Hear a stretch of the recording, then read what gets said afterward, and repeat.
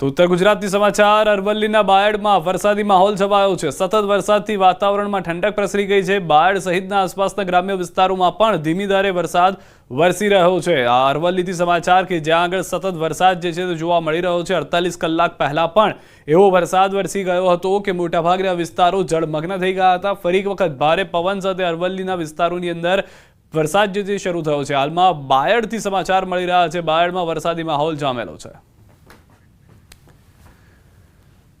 ગુજરાતમાં ચોમાસું જામ્યું છે। આજે ભારેથી અતિ ભારે વરસાદની આગાહી છે। અમદાવાદમાં આજે હળવાથી મધ્યમ વરસાદની આગાહી છે। ગાજવીજ સાથે વરસાદની આગાહી છે। વરસાદને લઈને હવામાન વિભાગનું અનુમાન અપર એર સાયક્લોનિક સર્ક્યુલેશન સક્રિય આગામી 1 અઠવાડિયા સુધી વરસાદ રહેશે। સૌરાષ્ટ્ર અને કચ્છમાં ભારે વરસાદની આગાહી છે। સૌરાષ્ટ્ર કચ્છમાં વરસાદની આગાહી 45 થી 55 કિલોમીટર પ્રતિ ઝડપે પવન ફૂંકાવાની શક્યતા।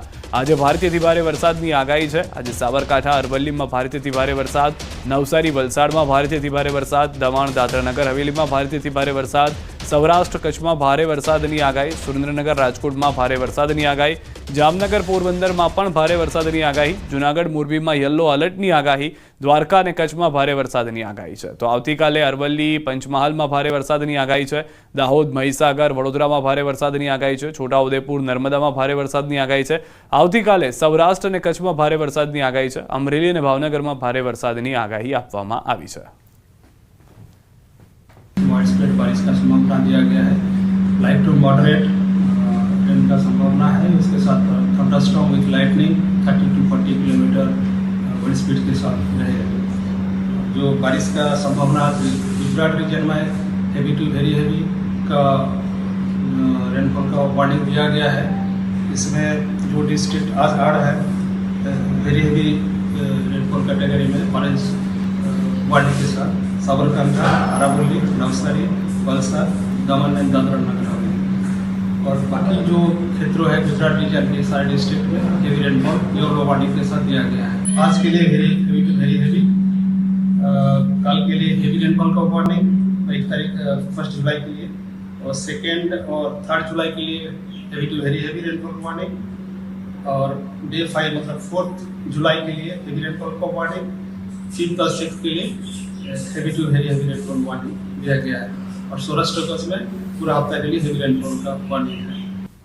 તો અંબાલાલ પટેલની સૌથી મોટી આગાહી 3 જુલાઈ બાદ અતિભારે વરસાદ પડશે। બંગાળની ખાડીમાં વરસાદી સિસ્ટમ સક્રિય, રાજ્યના મોટાભાગના વિસ્તાર પાણી પાણી થઈ જશે।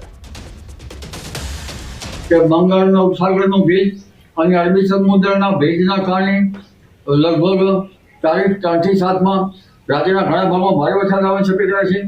જેમાં દક્ષિણ ગુજરાતના ભાગમાં ભારેથી અતિ ભારે વરસાદ આવવાની શક્યતા રહે છે અને મધ્ય ગુજરાતના ભાગમાં ભારે અતિ ભારે વરસાદ થવાની શક્યતા રહે છે। પૂર્વ ગુજરાતના ભાગમાં વધુ અતિ ભારે વરસાદ થવાની શક્યતા છે। આ તરફ વડોદરાના કરજણના સાંસરોદ ગામના લોકો મુશ્કેલીમાં મુકાયા। ચોમાસા દરમિયાન રોડથી વંચિત હોવાથી તેઓ કિચડ અને દૂષિત પાણીમાંથી પસાર થવા મજબૂર બન્યા।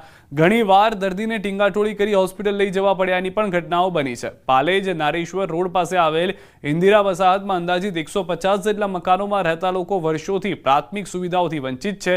દર વર્ષે ચોમાસામાં પાણી ભરાવાને લઈને વસાહતના બાળકોના ભણતર પર અસર પડે છે। વસાહતના લોકોએ વારંવાર રજૂઆત કરવા છતાં તંત્ર કોઈ પગલાં ન ભરતું હોવાની ફરિયાદ છે। 35 થી 40 વર્ષથી ઇન્દિરા વસાહતનું અસ્તિત્વ આવ્યું છે, પરંતુ અહીંયા ઘણા સમયથી રોડ રસ્તાની ખૂબ જ ખામી છે। રોડ રસ્તા અહીંયા બન્યા નથી। આ વિસ્તારમાં ઘણા લોકો રહે છે। સ્કૂલે જતા બાળકોને અગવડતા ઊભી થાય છે। મજૂરિયાત વર્ગના વ્યક્તિઓને અગવડતા ઊભી થાય છે। આ વિસ્તારમાં લગભગ 4 થી 5 રોડ છે, તે હજી સુધી બન્યા નથી।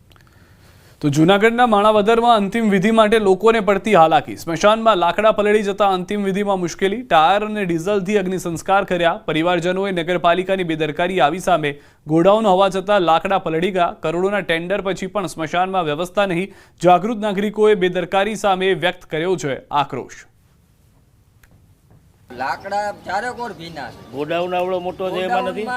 ગોડાઉનમાં લાકડા તો જાવ તમે અહીંયા બાકસની ઓલે બાકસ જેવડી હરી નથી મળતી। અને આ બર્તન બધા પડ્યા તો આ બધા બર્તન પડ્યા હા એ બર્તન પડ્યા છે એ ખાલી સજાવટના છે, બારવાના નથી। બહાર પડેલા લાકડા ગોડાઉનમાં નાખવાનો પણ ટાઈમ નગરપાલિકા પાસે નથી। મોટા મોટા ટેન્ડરો બનાવવામાં રસ છે.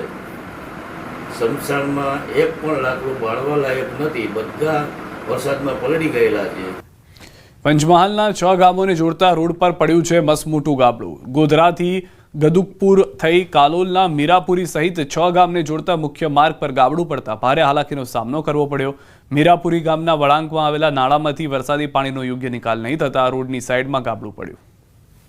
આ રસ્તો મીરાપુરી, દુનાદર, કાદેવી, ચલાલી, દેવલીકવા તેમજ રસ્તો જતો છે અને રસ્તાને બની જાય અને કોઈ પડીને મરી ના જાય તો થઈ જાય વહેલી તકે તો સારું. વળકમાં છે અને એ રીતે ગાબડું પડી ગયું છે તો રસ્તો થઈ જાય તો સારું, એવી માંગણી છે અમારી. પંચમહાલ જિલ્લાના મુખ્ય મથક ગોધરાથી મીરાપુર સહિતના જે 8 થી 10 ગામો છે, અંતરિયાળ વિસ્તારમાં આવેલા ગામો છે, તેને જોડતો મુખ્ય માર્ગ છે જે ગદુકપુર થઈને પસાર થઈ રહ્યો છે. અને ગદુકપુરથી પસાર થતા માર્ગમાં જે વન વિસ્તાર આવેલો છે, વન વિસ્તારમાં માર્ગના એક વળાંકમાં આવેલા કોઝવેમાં મસ્ત મોટું ગાબડું પડ્યું છે. વરસાદી પાણીના નિકાલના અભાવે આ મસ્ત મોટું ગાબડું સર્જાયું છે. વરસાદ તે વિરામ લીધો છે, પરંતુ જે સંલગ્ન તંત્ર છે તેના દ્વારા આ જે ગાબડું છે તેનું સમારકામ કરવામાં આવ્યું નથી, જેને લઈ અહીંથી પસાર થતા જે વાહન ચાલકો છે તે અકસ્માતની દહેશત વચ્ચે પસાર થઈ રહ્યા છે. આપ દ્રશ્યોમાં જોઈ શકો છો જે પ્રકારે ગાબડાની પરિસ્થિતિ છે. જ્યાં પાણીનું વહેણ હતું તે માટી પુરાઈ જવાથી બંધ થઈ ગયું છે અને જેના લઈ જે પાણીનું વહેણ છે તે ફંટાયું છે અને આજુબાજુની જે માટી હતી તેનું ધોવાણ થઈ અને મસ્ત મોટું અહીંયા ભંગાણ સર્જાયું છે. અહીંયાથી અવર જવર માટેનો એક જ માત્ર માર્ગ હોવાથી વાહન વ્યવહારથી આ માર્ગ ધમધમતો હોય છે, પરંતુ જે સંલગ્ન વિભાગ છે, તંત્ર છે, તેના દ્વારા ચોમાસામાં વરસાદ શમી ગયા પછી માર્ગોમાં કયા પ્રકારનું નુકસાન થયું છે, શું થયું છે તે જોવાની તસ્તી ના લીધી હોય એ પ્રકારના દ્રશ્યો હાલ અહીં જોવા મળી રહ્યા છે.